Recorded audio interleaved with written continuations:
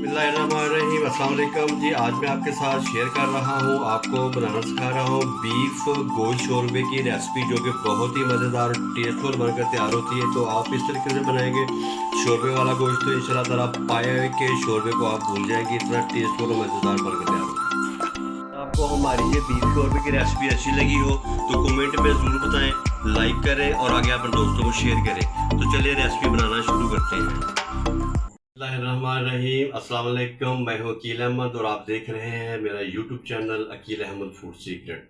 जहाँ भी रहे खुश रहे, हैप्पी रहे, अल्लाह ताला आपको अपनी हिफ्ज़-ओ-मान में रखे। तो आज मैं आपके साथ शेयर कर रहा हूँ, आपको बनाना सिखाऊंगा बीफ गोश्त शोरबे वाला।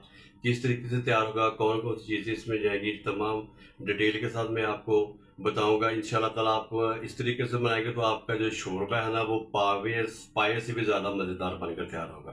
चलो बगैर टाइम ज़ाया किए बीफ गोश्त शोरबे वाला बनाना शुरू करते हैं। बिस्मिल्लाहिर्रहमानिर्रहीम। तो मैंने जी ये देखिए जी, मैंने 3 पाव जो है वो मैंने बीफ का गोश्त लिया है, जो तकरीबन 750 ग्राम जो बनता है। इसको मैंने इस तरीके से मोटी मोटी इसकी बोटियाँ जो है वो मैंने कर ली हैं और इसको मैंने 2-3 पानी अच्छे तरीके से मैंने इसको धो लिया है। तो आज आपके साथ शेयर कर रहा हूँ बीफ शोरबे वाला गोश्त किस तरीके से बनेगा, मुकम्मल गाइड करूँगा मैं आपसे। तो अब मैं इसको शामिल कर लूँगा। हाँ, तब इसको ये मेरे पास प्रेशर कुकर है, प्रेशर कुकर में इसको मैं शामिल कर लूँगा। बिस्मिल्लाहिर्रहमानिर्रहीम। तो इसमें मैं 1 चम्मच जो है ना वो मैं नमक का शामिल करूँगा और बकाया मसाले जो है ना वो इसका मसाला जो है ना वो मैं अलग तैयार कर लूँगा। तो इसको मैंने सिर्फ प्रेशर कुकर में मैंने इसको गलाना है। तो अभी 2 गिलास जो है मैं इसमें पानी के शामिल करूँगा। बिस्मिल्लाहिर्रहमानिर्रहीम। तो 2 गिलास मैंने इसमें पानी के शामिल कर दिए। तो अब एक आधा चम्मच मैं इसमें नमक का शामिल कर दिया है। अब मैं इसको तकरीबन आधा घंटा जो है ना वो मैं इसको सीटी पर लगा दूँगा, तो गला लूँगा। गलाने के बाद मैं इसका जो है ना मसाला अलग तैयार करूँगा। बिस्मिल्लाहिर्रहमानिर्रहीम जी, मैंने आधे घंटा मैंने प्रेशर कुकर में बीफ के गोश्त को मैंने गला दिया। तो माशाल्लाह आप देख के चेक करें जी बोटियाँ इसकी, आप किसी अच्छे तरीके से मेरा गोश्त जो है वो गल गया जी, देखिए माशाल्लाह। तो अब मैं इसका जो है ना वो मसाला मैं तैयार कर लूँगा। हाँ, तो बिस्मिल्लाहिर्रहमानिर्रहीम। चूल्हे के ऊपर जी मैंने कढ़ाई जो रख दी है, तो बीफ गोश्त शोरबे वाला मैं आपके साथ शेयर कर रहा हूँ। तो अब मैं इसमें शामिल करूँगा। तो ये मेरे पास आधा कप घी है, तो इसमें शामिल करूँगा। बिस्मिल्लाहिर्रहमानिर्रहीम। तो जी घी मेरा जो है वो गर्म हो गया। अब इसमें शामिल करूँगा। तो ये 3 अदर मेरे पास लौंग थे, ये मैं शामिल करूँगा।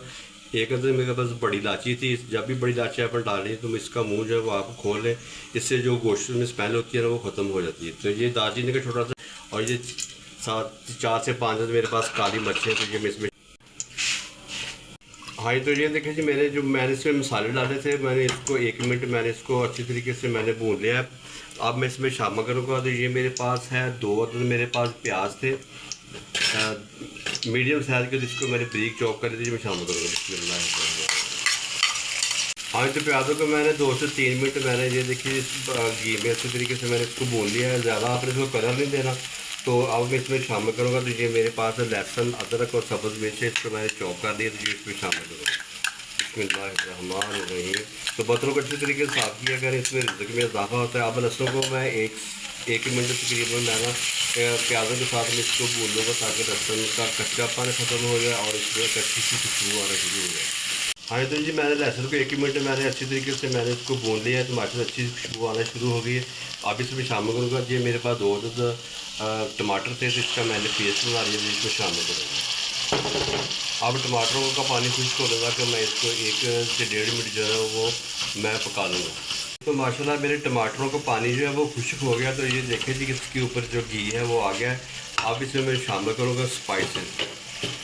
हाँ, तो आधा चम्मच मैं इसमें नमक का शामिल करूँगा। बिस्मिल्लाहिर्रहमानिर्रहीम। तो नमक जब मैंने गोश्त को बॉयल किया था तो मैंने 1 चम्मच उसमें शामिल कर दिया था। आधा चम्मच मैं नमक का शामिल कर दिया, 1 चम्मच लाल मिर्च, 1 चम्मच खुश्क धनिया और 1 चम्मच इसमें हल्दी जाएगी, 1 चम्मच ज़ीरा। स्पाइसेस मैंने इसमें शामिल कर दिए हैं।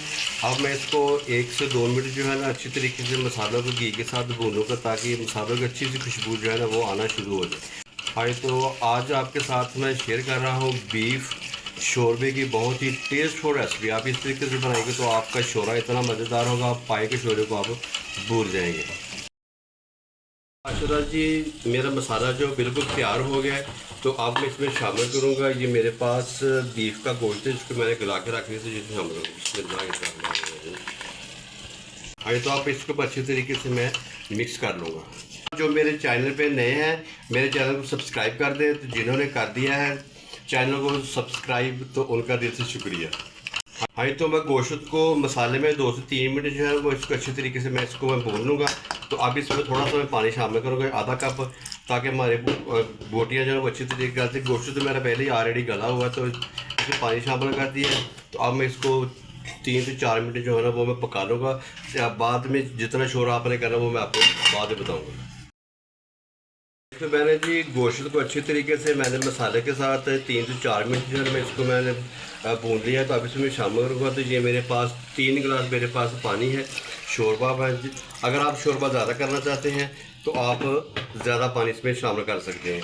तो ये आप पे डिपेंड करता है, कम या ज़्यादा शोरबा अगर आप करना चाहते हैं तो उस हिसाब से आप पानी इसमें शामिल करें। तो ये देखिए जी मैंने 3 गिलास में पानी की शामिल कर दी है। तो माशाल्लाह शोरबा मेरे चेक करें आप। अब मैं इसको तकरीबन 2 से 3 मिनट जो है अच्छी तरीके से मैं पका दूँगा, ताकि हमारा पानी जो है ना वो अच्छी तरीके से पक जाए।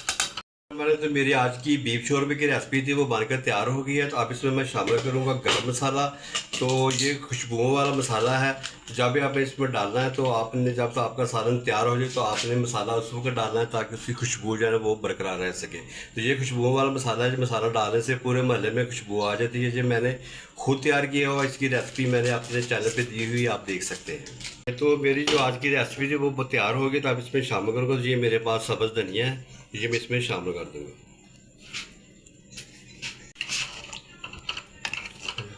हाँ, तो चलो अब मैं आपको इसकी जो है ना फाइनल लुक जो है ना वो मैं दिखाता हूँ। बिस्मिल्लाहिर्रहमानिर्रहीम। बिस्मिल्लाहिर्रहमानिर्रहीम।